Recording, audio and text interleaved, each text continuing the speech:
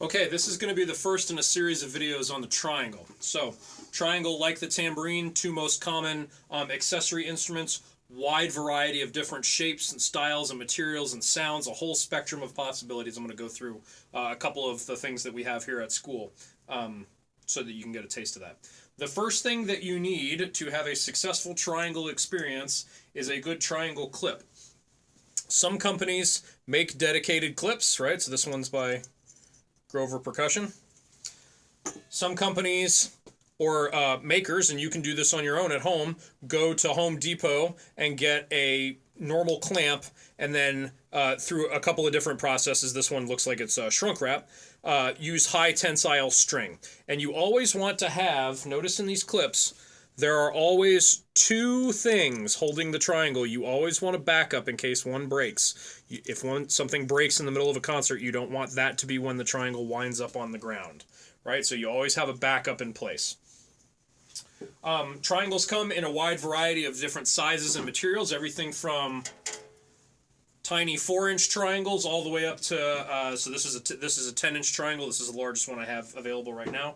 6 or 8 inches, fairly typical size, but they can get all the way up to 12 and 14, very, very large triangles for some specialized use in the orchestral repertoire and stuff. Beaters. There are two different types of beaters. If you have a beater, a triangle beater that is just a long piece of, a single piece of metal, hopefully it will have either rubber or plastic on the end. That would be the holding side. You would strike with the metal side. Then you have what's called a rod style beater. Those beaters are very popular in schools because they're very cheap, but they're also not popular among professional players because they have a lot of attack and they're sort of a dead tone because it's a single piece of metal. If you have a little bit more money to spend, but you don't need much, then you can get what's called a tube style beater. These are by far the preferred type of beater. So you can see here that there's a tube of larger metal and then a piece of small thinner metal. This is the part that you would hold. Then I'll try to put this up to the camera there.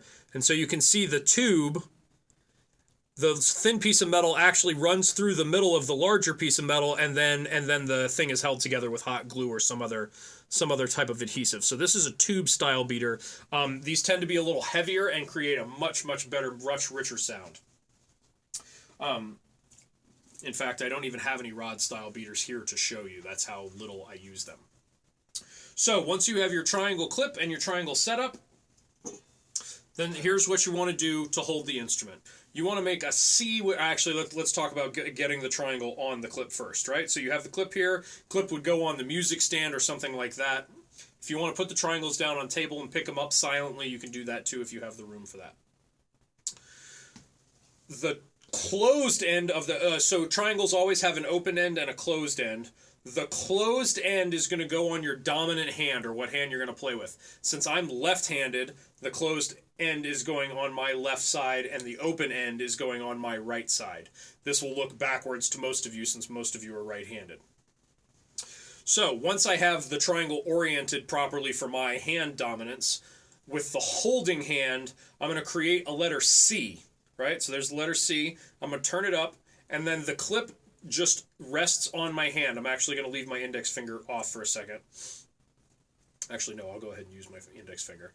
And so now the triangle clip is just resting on my hand. So I don't need to hold the clip like this because I'm going to need my fingers for some other techniques here in a minute. So the clip rests in my C-shaped hand. My thumb and my forefinger are bracing the weight. And now if I need to mute the triangle for some other techniques, which I'll show you in a second, then I have my back 3 fingers able to do that, right? So I'm going to hold the triangle, and like the tambourine, I'm going to present the instrument to the audience and the conductor. A good rule of thumb is if you have a triangle player, you want to get the instrument up above the stand so that it can be heard and seen. Remember, we talked about this with cymbals. People hear with their eyes, right? If you have the instrument down here and you're playing it timidly, nobody's going to hear it, right? So you present the instrument up.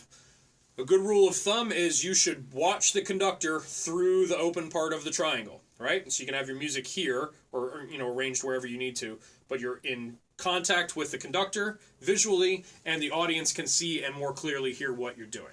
Okay? So now I'm going to get my beater. We'll talk about playing. Typically playing, we're going to play on the bottom transept of the triangle, not one of the sides. We're going to play on the bottom, and this is important. The goal of the triangle is to create a wide overtone spectrum that will cut through any instrumentation, not certain instrumentations. So, for instance, I was taught incorrectly in high school. I was taught to strike the triangle on the edge with the beater at a 0-degree angle so that I get a tone that sounds like a laser, right? So one single pitcher overtone. Right? Creates a nice sound. That's a perfectly fine sound, but it doesn't cut because you're not creating a rich harmonic spectrum. So what we're going to do is we're going to go down to the bottom and we're going to strike the triangle. Let me see if I can get to a spot where you can see it. There we go.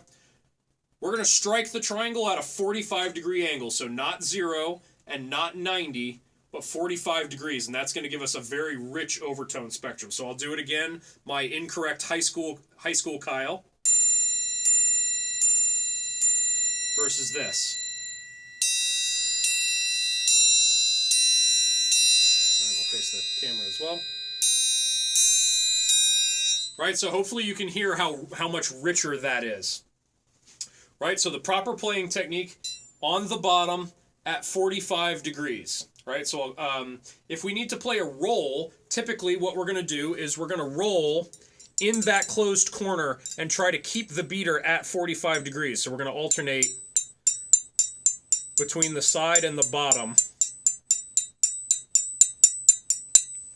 but still getting that overtone wash, right? So if I'll do some normal strokes. Now play a roll. Then if I need to mute, I have my back 3 fingers available to do that. Okay? Come back in a second in another video. We'll play some of the examples from the book.